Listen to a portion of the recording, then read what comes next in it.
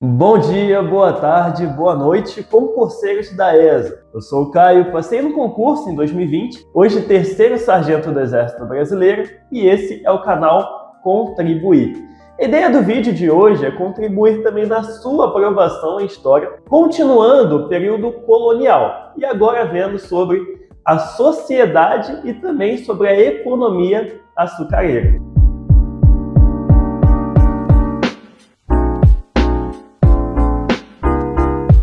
Pessoal, antes de tudo, eu quero falar que possivelmente minha voz vai sair bem estranha nesse vídeo, tá ok? Possivelmente pode sair sons bem estranhos, porque eu tô bem gripado. Tô morando na região sul atualmente, aqui no inverno dá umas variações de temperatura bem grande. Quem é alérgico sabe que isso complica muito. Então procura dar uma relevada aí e vamos para o assunto de hoje, que é o que interessa. Como nós já vimos nas aulas passadas, a colonização do Brasil acontece principalmente para garantir o domínio português aqui nas terras brasileiras frente aos invasores que desrespeitavam o Tratado de Tordesilhas. E também porque o comércio que Portugal tinha com o Oriente já estava dando aquela enfraquecida. Então Portugal começa a observar o Brasil com um pouco mais de importância, não é isso? Pois bem, se Portugal agora ele quer colonizar o Brasil, o que ele precisa fazer? Primeiramente, ele precisa viabilizar a ocupação dessa terra, não é? O povoamento disso. Caio, não entendi. O que isso aí significa, hein? Olha só, para Portugal realizar a colonização aqui no Brasil, ele precisa de gente para isso,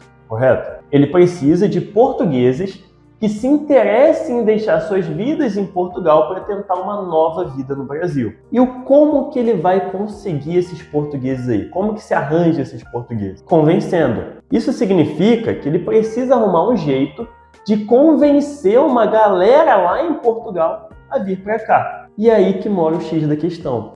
Como que ele vai fazer isso? Como que ele vai convencer essa galera? Por exemplo, vamos ver a situação da Espanha. Na América Espanhola, logo de cara foram encontrados metais preciosos. Então, isso facilita muito as coisas para eles. Porque logo de início, os espanhóis já se interessaram em deixar suas vidas na metrópole para tentar uma nova vida na colônia. Era um ótimo motivo. Eu vou deixar a metrópole, vou para a colônia, vou encontrar metais preciosos lá e vou ficar rico. Então, isso facilita muito as coisas para a Espanha no sentido de ocupação e colonização de suas terras aqui na América. Já no caso de Portugal, ele até tenta encontrar metais preciosos aqui no Brasil. A gente viu isso no período pré-colonial, que ele vai destacar a importância dessa procura. Porém, a gente viu também que ele não encontra. Já que ele não encontra, ele vai precisar arrumar um outro jeito, uma outra forma de convencer os portugueses de que o Brasil é interessante e lucrativo também. E pensando nisso, safamente, ele vai criar um mito da vocação agrícola brasileira. Ou seja, isso é ele chegando para os portugueses e falando: olha, pô, não existem terras como as terras brasileiras. Aquele território lá foi abençoado por Papai do Céu. Aquilo lá foi feito para o cultivo. O Brasil foi feito para isso. E nós, portugueses, precisamos aproveitar a oportunidade que somente nós temos de ir para lá e lucrar com as terras abençoadas por Papai do Céu. Quem for para lá e investir, certeza que vai ter sucesso. Então os portugueses ouviram isso e começaram a pensar: poxa, se as terras brasileiras são abençoadas por Deus realmente, nós temos muita sorte, dá para tirar um lucro bom daquela terra mesmo. Real. Tá bom, Portugal, mas o que nós vamos cultivar lá então? Qual que é a ideia? E naquela época tinha uma especiaria que era considerada uma das mais valiosas. Geralmente se comprava ela apenas no Oriente e revendia na Europa a preços elevadíssimos. Não preciso nem dizer que dava muito lucro para quem revendia. Tá, que especiaria é essa aí? E é claro que eu estou falando do açúcar, né, pessoal? O assunto da aula de hoje. Então, concurseiro, entenda que esse negocinho aí, ó, que tu mistura no seu cafezinho para deixar daquele jeitão para estudar, então, hoje em dia pra gente é comum, mas no século XVI isso daí tinha muito mais valor. ok?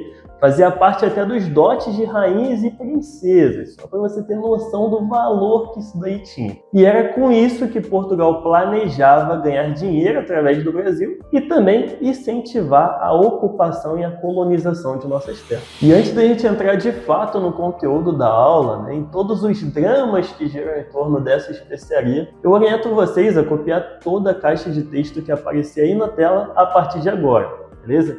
A ideia é ser um roteiro resumido ali com todas as informações importantes que vocês precisam ter no caderno de vocês para revisões futuras. Oriento também a fazer o sacrifício de ficar com a atenção completa aqui do início até o fim, porque isso faz diferença. Então já desliga aí as notificações do cocoto ou da cocota e vamos seguir com a aula. Então se liga, primeira coisa importante para a gente anotar e entender também é o porquê da escolha do açúcar, né? Porque logo essa especiaria foi a escolhida. E para responder essa pergunta, além do que a gente já comentou, do valor que essa especiaria tinha e dos lucros, digamos assim, que ela dava, outra coisa que vai contribuir para isso são as condições naturais favoráveis que havia aqui no Brasil para o cultivo dela. Por quê? Na plantação da cana-de-açúcar, o interessante é que se tem um clima quente e úmido. E a gente sabe que no Brasil, muitas regiões oferecem esse tipo de clima. E entre elas, o litoral nordestino, que era a região com maior destaque no século XVI. Além disso, outra coisa que vai impactar nessa decisão também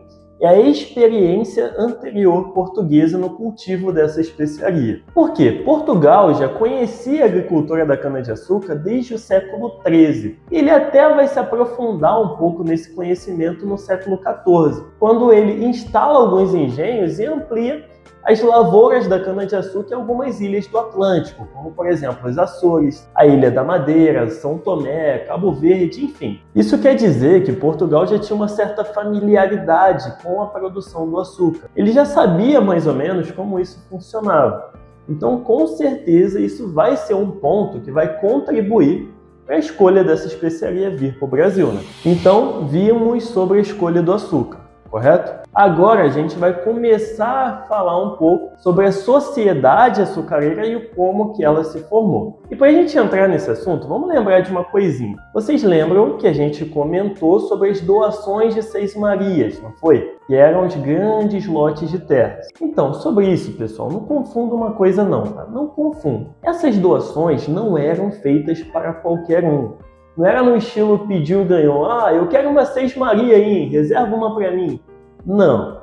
Essas doações eram feitas apenas para pessoas que tinham condições de investir. Ou seja, eu tenho condições e eu quero. Aí sim você é um bom candidato a receber um negócio desse daí. E esse pessoalzinho seleto aí, que a gente sabe que é bem seleto mesmo, que tinha condições de comprar escravos, de investir no cultivo da cana, de comprar equipamentos para o engenho, né, para a produção do açúcar, que eram bem caros por sinal. Enfim, esse pessoalzinho recebendo esses lotes de terras e montando o seu engenho, eles entravam para a classe dos senhores de engenho. Tá, Caio, define engenho aí para mim ter uma noção do que é isso aí. Tá bom. Engenho eram áreas extensas destinadas à produção do açúcar. Lá dentro, para vocês terem noção, havia florestas com a função de serem fornecedoras de madeira. Haviam áreas extensas, né, destinadas ao cultivo da cana.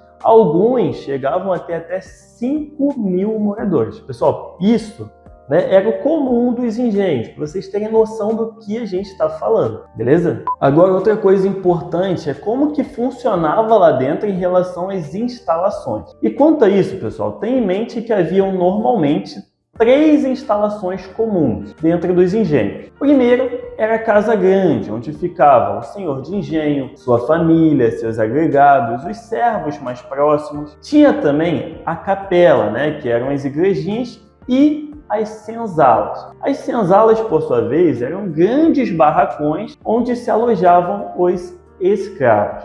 Pegou a ideia? Agora, falando um pouquinho mais sobre o senhor de engenho de fato. Pessoal, entendam que ele era o dono de tudo isso aí que a gente está comentando. Toda essa instalação que estava dentro da terra dele, lógico, e era ele que mandava em toda essa galera aí, beleza? Outra coisa que é importante até anotar, como a gente já explicitou muito na aula passada, a influência deles não ficava nos limites de sua terra, tá bom? Que já é muita coisa, mas não ficava apenas aí. A gente comentou, vocês lembram, que eles eram os homens bons, né? Logo, eles eram os frequentadores das câmaras municipais. Então, eram eles que tomavam as decisões a nível local, ou seja, eram eles que influenciavam na política que era feita na colônia. Pegou a ideia? E nessa sociedade açucareira, nós temos ainda, além dos senhores de engenho, os lavradores de cana, as pessoas livres e os escravos, tá ok? A gente vai comentar sobre esse pessoalzinho aí. Vamos começar falando dos lavradores de cana. Pessoal, sobre esse pessoal, os lavradores de cana, qual que é a ideia? Eles também eram donos de terra, ok? Só que qual que era a diferença deles para os senhores de engenho? Os senhores de engenho, eles tinham os equipamentos para a produção do açúcar, os equipamentos do engenho. Os lavradores de cana não. Então, o que esses lavradores faziam? Eles utilizavam as suas terras apenas para a produção da matéria-prima, apenas para o cultivo da cana-de-açúcar. E depois, eles chegavam no senhor de engenho e pagavam eles para poder utilizar os seus equipamentos. Entendeu qual que é a ideia, mais ou menos? Saibam também que esse pagamento não era barato, tá? Chegava a ser ali até metade da produção deles. Já as pessoas livres faziam parte, em suma, desse clubinho aí, né? Todos aqueles que não eram nem donos de terras e nem escravos. Na maioria das vezes era isso. Se tu não é dono de terra e não é escravo, tu tá dentro da classe das pessoas livres. Alguns dos principais exemplos, nós temos os padres, militares, funcionários da coroa, comerciantes, agregados e por aí vai. E por último, nós temos os escravos. E uma grande característica dos escravos, pessoal, é que eles foram a base econômica da sociedade açucareira. Foram eles que fizeram essa roda girar aí. Foram a mão de obra dessa economia. Okay? Então aqui a gente termina o assunto de sociedade açucareira. Agora a gente vai virar a chave. Vamos entrar no assunto da economia açucareira. Ok? E sobre esse assunto, pessoal, não tenha dúvidas de que o açúcar foi uma ótima aposta feita por Portugal. Não à toa, o Brasil no século XVI se torna o maior produtor de açúcar do mundo. Não preciso nem dizer, que o açúcar vai ser considerado a maior riqueza do Brasil colonial. Para vocês terem noção, os lucros provindos do açúcar vai ser superior até do que os lucros da mineração, do ciclo do ouro que a gente vai ver mais para frente. Mas tenham noção de que o açúcar vai dar mais lucros do que os metais preciosos aqui no Brasil. Agora presta atenção que isso aqui é importante. Olha só, essa empresa, essa indústria açucareira aqui no Brasil, a gente consegue meio que resumir a organização dela em uma coisa denominada plantation. Plantation? Como é que funciona isso, Caio? Olha só, plantation é um modelo de organização econômica que destaca 4 aspectos principais da indústria açucareira. E quais são eles? Primeiro, a gente vai ter o latifúndio, que eram as grandes propriedades agrícolas. E a gente viu isso, que o açúcar aqui no Brasil era produzido em suma nos engenhos, que eram as grandes unidades de produção, eram as terras enormes, destinadas a essa produção. O segundo aspecto visualizado é a monocultura, que é basicamente o cultivo de uma única coisa. Ou seja, toda essa extensão territorial que eu tenho aqui na colônia, eu vou utilizar para cultivar apenas a cana-de-açúcar. Um elemento só, beleza? Outro aspecto vai ser o trabalho escravo. E aqui principalmente o africano, tá, pessoal? Sobre isso, tenha consciência que o escravo vai ser a base dessa economia. Ele é a mão de obra da indústria açucareira. E a gente vai estudar mais para frente o porquê do predomínio da escravidão africana frente à escravidão indígena. E por último, o último aspecto também é a exportação para a metrópole. Pessoal, a gente sabe que toda essa produção de açúcar que está tendo aqui não é para ser vendido aqui no Brasil mesmo. Claro que não. Isso é para atender o mercado externo, né? O foco é a exportação. E já para terminar, né, para fechar esse assunto aí de economia açucareira, vamos falar agora sobre a crise do açúcar. E pessoal, sobre isso, entenda que a indústria açucareira é um pouquinho maior do que a gente está imaginando, tá? Olha só, a função do Brasil era a função inicial. O Brasil era responsável pelo cultivo e a produção do açúcar. Depois disso, ele vendia para a metrópole, que no caso é Portugal, né? Por conta do pacto colonial, o Brasil só podia vender para Portugal. Portugal, a única coisa que ele fazia era revender esse açúcar para a Holanda. Ou seja, ele comprava o açúcar brasileiro, colocava uma taxa em cima e revendia para a Holanda. Era assim que ele tirava os lucros dele. Simples e bonito e nem se preocupava tanto. Já a Holanda, ela ia lá, refinava o açúcar e depois revendia para toda a Europa. Beleza? Pô, mas desses 3 países aí, quem será que está lucrando mais com essa indústria? Pessoal, sobre isso, pode ter certeza que eram os holandeses, tá? Então, na verdade, a maior interessada no açúcar brasileiro era a Holanda. Era ela que tirava os maiores lucros com essa indústria açucareira aí, beleza? E eu já vou pagar um spoiler aqui. A gente vai estudar nas próximas aulas que houve uma invasão holandesa aqui no Brasil que deu certo. E houve um domínio holandês aqui por um período de tempo. Curto, mas foi. Depois o Brasil uniu forças para expulsar eles. Porém, nesse período de tempo que a Holanda esteve aqui, ela pôde aprender as técnicas de produção do açúcar no Brasil. Depois que ela foi expulsa, ela vai aplicar essas técnicas em suas colônias. Isso vai causar uma concorrência desleal com o açúcar brasileiro, né? Claro, o que vai causar uma desvalorização do nosso açúcar e logo vai causar a crise açucareira do Brasil colonial. Mas saibam que mesmo diante dessa crise do açúcar acontecendo, com essa desvalorização do produto, mesmo assim o açúcar vai continuar sendo o principal produto nas exportações brasileiras, tá ok, pessoal? Não tem como mudar, já houve muito investimento nessa indústria aqui, então não tem como parar de uma hora para outra. O açúcar vai continuar sendo produzido, porém lucrando menos agora, beleza? Então chegamos aqui ao final de mais uma aula do período colonial. Tenho certeza que se você chegou até aqui é porque está evoluindo enquanto concurseiro da ESA, está uma sementezinha mais perto daquela lá, daquela aprovação. E eu tenho certeza também que esse material contribuiu nos seus estudos. Então não deixe de retribuir, como eu sempre peço. Curte o vídeo, se inscreva no canal, curte nossa página no Instagram, segue, né, na verdade. E não deixe de acompanhar os conteúdos que estão sendo lançados na playlist de História para a ESA. É uma playlist com videoaulas teóricas como essa aqui e de resolução de exercício, que também é fundamental no seu estudo, batendo todo o edital do concurso, ok? É isso então, até a próxima, foi um prazer, tchau, tchau!